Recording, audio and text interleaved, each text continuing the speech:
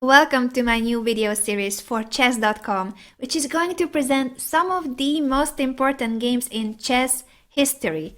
We are going to start with the first game ever to be recorded with the modern rules of chess. Now you know that chess is an ancient game.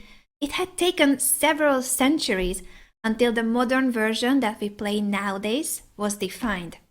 Most of these rule changes happened in the Middle Ages. And in particular, there were two pieces that used to move differently and used to have less power. These were the bishop and the queen. The queen used to be one of the weakest pieces on the board. Did you know that? The game we are going to look at is from 1475, played between Francesco de Castelvi and Narciso Viñales. Actually, it is a composition and part of a poem. Luckily for us, because it must be the reason why it was recorded and survived over 500 years, so that now, today, we can study it as well. And this is the first game where the bishop and the queen will move according to the rules that we know nowadays. Let's check it out. It started out with e4, d5. Yes, the Scandinavian defense. Hello to every fan out there who loves this opening so much. Your opening is perhaps the oldest ever recorded, sure. E takes d5, queen takes d5. Black is already using the new rule, according to which the queen can move as many squares as it wanted. Knight c3, attacking the queen, and the queen draws back to d8. Bishop c4, a developing move, attacking the f7 square, knight f6, natural development, as well as knight f3. After which, black decided to pin this knight with bishop to g4, and let's pause for a moment. Danger. What would you play in this position with the white pieces? You can definitely pause the video if you want to. Otherwise, I will reveal it in 3, 2, 1. Bishop g4 is a blunder. It steps into knight e5, offering the queen, but if the queen is captured, bishop takes f7 is mate. Otherwise, both the f7 pawn and the g4 bishop are hanging. The only way to save the situation would be bishop to e6, but after bishop takes, f takes, this position looks pretty horrible for black already, and we have only made 7 moves.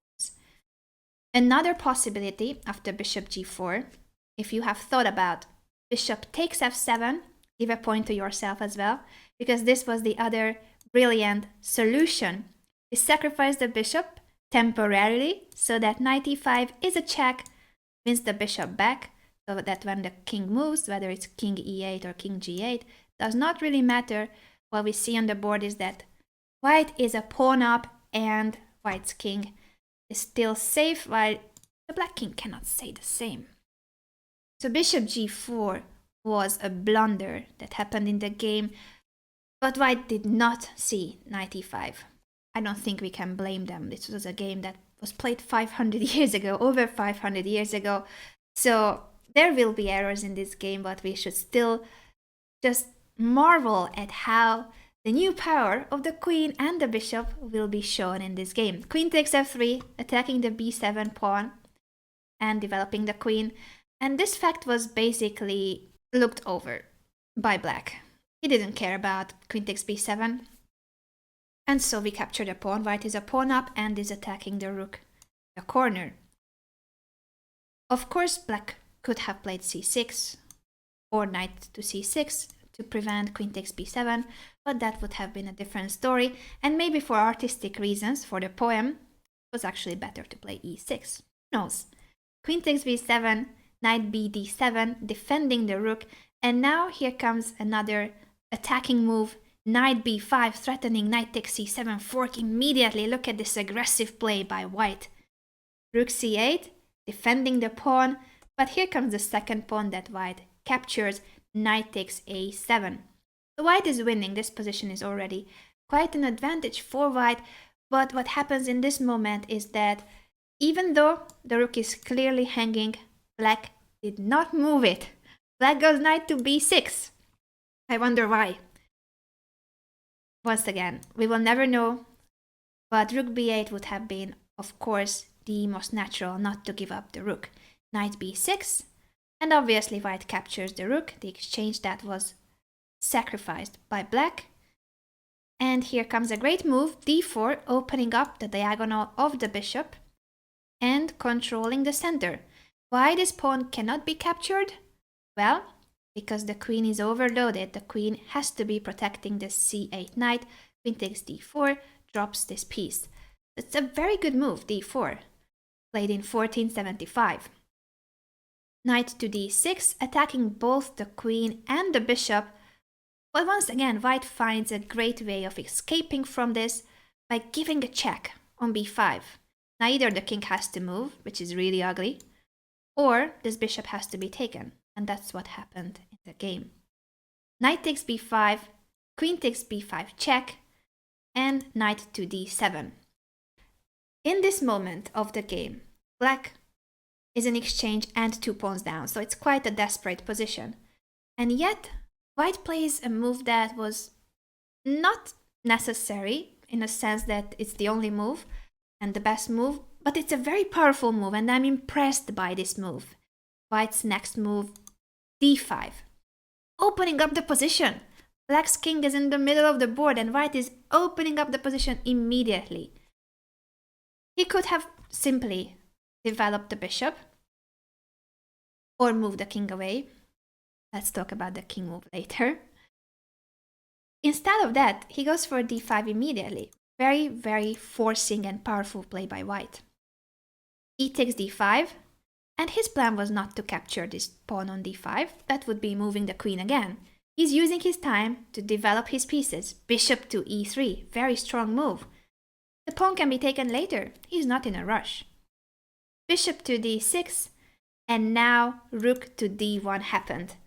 And this is the point where I wanted to highlight that I believe that in this game, the rule of castling was still not defined. It was still not the rule for how the king can move.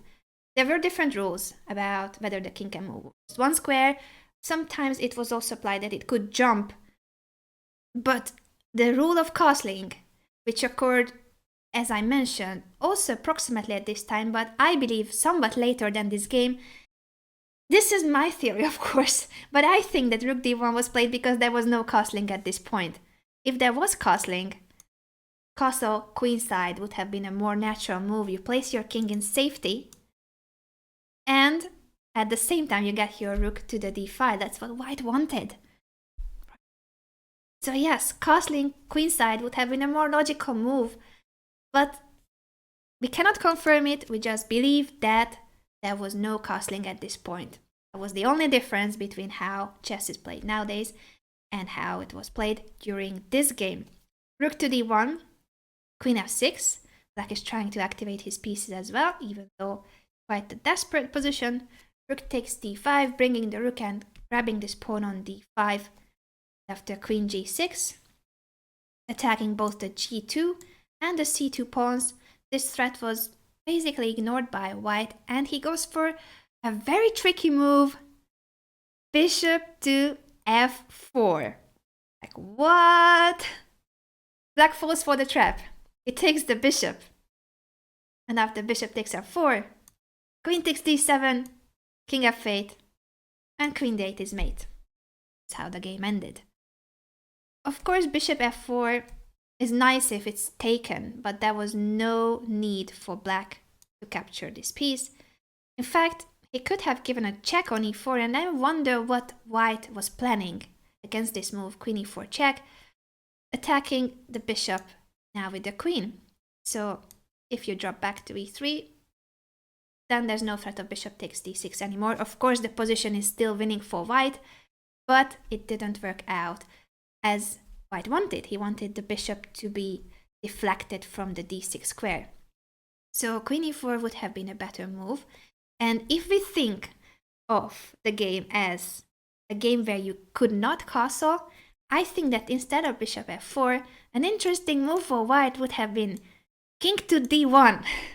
I'm trying to think as a person who lived in the 15th century.